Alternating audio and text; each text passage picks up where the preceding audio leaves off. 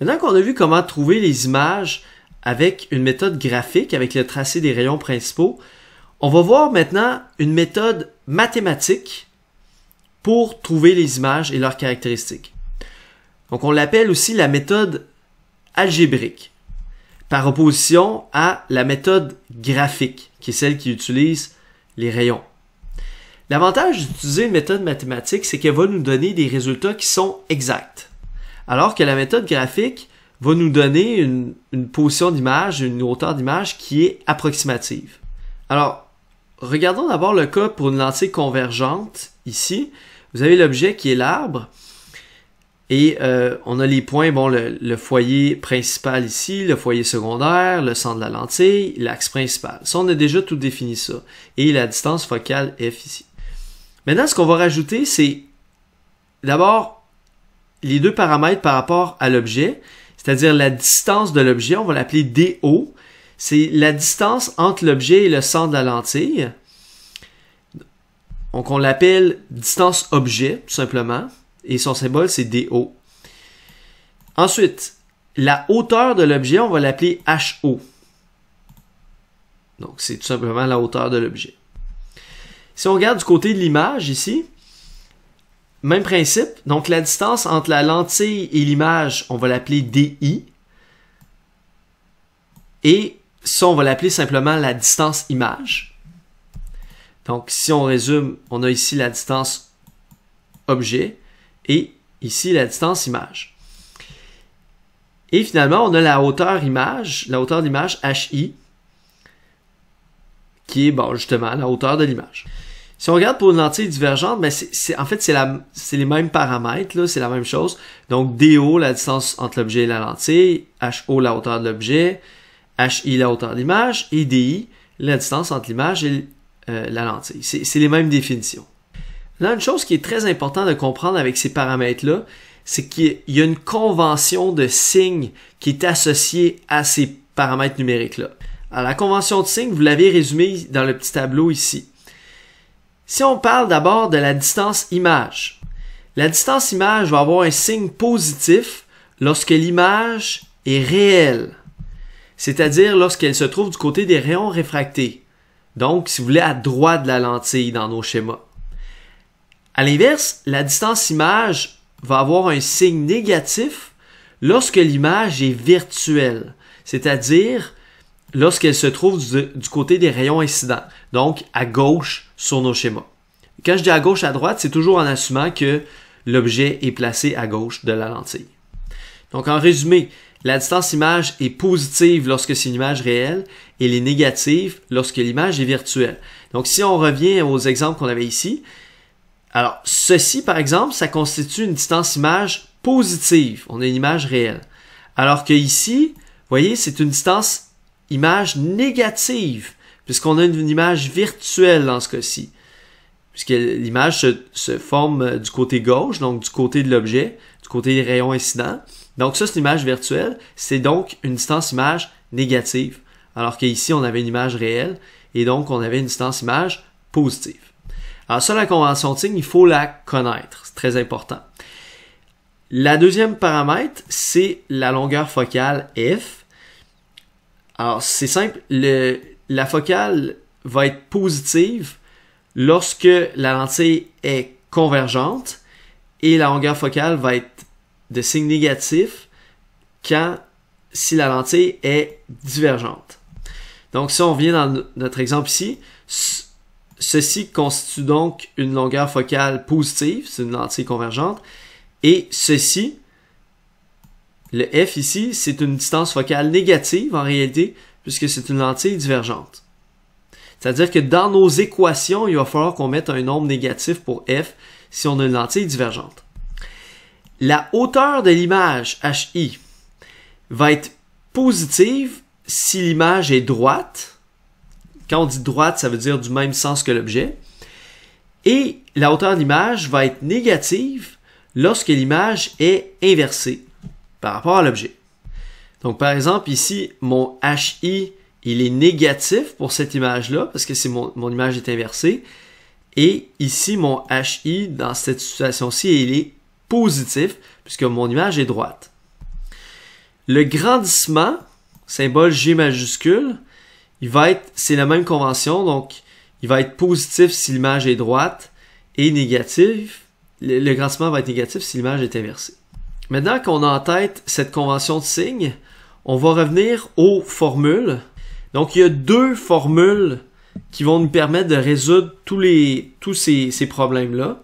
Fait que dans ces problèmes-là, ce qu'on va vouloir faire, c'est trouver en fait les 4 caractéristiques de l'image. Donc trouver sa nature, son sens, sa taille et sa position. Sauf que là maintenant, quand on va parler de taille, vu qu'on va pouvoir faire les calculs, on va pas se contenter de dire juste est-ce que l'image est agrandie, réduite ou de la même taille, mais on va vraiment être capable de dire exactement ça va être quoi sa taille, en centimètres.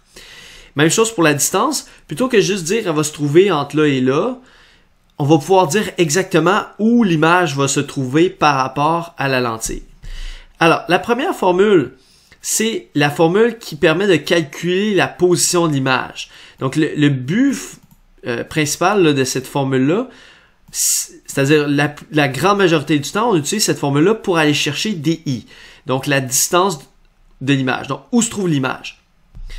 Pour faire ce calcul-là, on a besoin de 2 paramètres, c'est-à-dire la distance objet, donc la distance entre l'objet et la lentille, et la longueur focale, F. En passant, la longueur focale, on l'appelle aussi la distance focale, c'est synonyme. Alors, cette formule-là, elle porte un nom, on l'appelle la formule des lentilles minces. Mais non seulement elle va vous permettre de trouver la position de l'image en trouvant des i, elle va aussi vous permettre de trouver c'est quoi la nature de l'image. Parce qu'oubliez pas, dans le signe de DI est codé la nature de l'image. Si vous trouvez un DI positif, c'est donc que l'image est réelle. Et si vous trouvez un DI négatif, c'est donc que l'image est virtuelle. Donc, à l'intérieur du signe de DI que vous allez trouver est codé la nature de l'image. Donc, c'est comme une deuxième information que vous allez pouvoir trouver grâce à ce signe-là. Les deux autres informations que vous allez vouloir trouver, c'est quoi la taille de l'image et c'est quoi son sens. Pour trouver ça, on va utiliser la deuxième formule qui est celle-ci. On l'appelle celle-ci la formule du grandissement, si on veut. Donc, le grandissement, G majuscule, par définition, c'est tout simplement la hauteur de l'image divisée par la hauteur de l'objet. Fait que si, par exemple, vous avez un grandissement qui est égal à 2, par exemple, ça veut dire que votre image est 2 fois plus grande que l'objet. Puisque le signe est positif, ça veut aussi dire que l'image est droite, comme on a vu ici. Donc, G égale 2, ça voudrait dire une image qui est 2 fois plus grande que l'objet et droite. Si maintenant vous aviez, par exemple, G est égal à moins 2, ce que ça voudrait dire, c'est que votre image, elle est encore une fois agrandie par un facteur 2 par rapport à votre objet, mais le signe négatif, ce qui veut dire, c'est que elle est inversée. Donc, elle est inversée et 2 fois plus grande que votre objet. Maintenant, qu'est-ce que ça voudrait dire si j'avais, par exemple, un grandissement de plus 1/2? Ce que ça veut dire, en fait, c'est que mon image, sa taille, c'est 1/2 fois la taille de mon objet. Autrement dit, mon image, elle est rétrécie par un facteur 2. Autrement dit, dans ce cas-ci, mon image, elle est 2 fois plus petite que mon objet. Parce que sa taille est 1/2 fois celle de mon objet. Donc, elle est la moitié de la taille de mon objet. Le plus me dit encore une fois que c'est une image droite. Donc ça voudrait dire une image droite et rétrécie par un facteur 2. Donc, 2 fois plus petite que mon objet. Si maintenant on avait G est égal à moins 1/2, alors là, ça voudrait dire que, encore une fois, mon image, elle est rétrécie par un facteur 2, 2 fois plus petite que mon objet, mais cette fois-ci, elle est inversée à cause du signe moins, etc. Donc, si par exemple, j'ai un grandissement de 4, ça veut dire que mon image est 4 fois plus grande que mon objet. Mais si j'ai un grandissement de 1/4, ça veut dire que mon image est 4 fois plus petite que mon objet. Mais ce qui est particulièrement important, en fait, dans cette équation-là, c'est la seconde partie. C'est cette partie-là que je viens de surligner en jaune. Donc, ce que ça dit, c'est que la hauteur de l'image sur la hauteur de l'objet est égale à moins la distance image sur la distance objet. Le moins est important, sinon vos calculs vont pas fonctionner. Très important de ne pas l'oublier. Donc, HI sur HO égale moins DI sur DO. C'est assez facile à retenir aussi comme équation, tant aussi longtemps que vous n'oubliez pas le moins. Alors, concrètement, à quoi elle va servir cette formule-là? Ben, rappelez-vous, avec la première formule ici, ce qu'on a fait, c'est qu'on est allé chercher, typiquement, là, ce qu'on cherche, c'est quoi les caractéristiques de l'image. Fait que, sachant DO, sachant où se trouve l'objet, sachant c'est quoi la distance focale de la lentille, on peut trouver où se trouve l'image. Puis ensuite, on peut aller utiliser cette formule-là et aller chercher c'est quoi la hauteur de l'image. Donc, souvent, ce qu'on va faire avec cette formule-là, pas tout le temps, là, ça dépend des questions, mais souvent, ce qu'on va faire, c'est qu'on va aller chercher c'est quoi la valeur de HI, en sachant c'est quoi la hauteur de l'objet et en sachant c'est quoi la position de l'image, la position de l'objet. Puis la position de l'image, on l'a trouvé grâce à la première formule. Fait que ça nous permet de trouver la hauteur de l'image et le signe de HI est un code pour nous dire c'est quoi le sens de mon image. Donc, toujours selon la logique que si je trouve un HI positif, ça veut dire une image droite, et si je trouve un HI négatif, ça veut dire une image inversée. Fait que le signe du HI est une information codée pour me dire c'est quoi le sens de mon image. Et une fois que j'ai ça, j'ai trouvé les 4 caractéristiques de mon image. Donc, où elle est, c'est quoi sa nature, c'est quoi son sens et c'est quoi sa hauteur.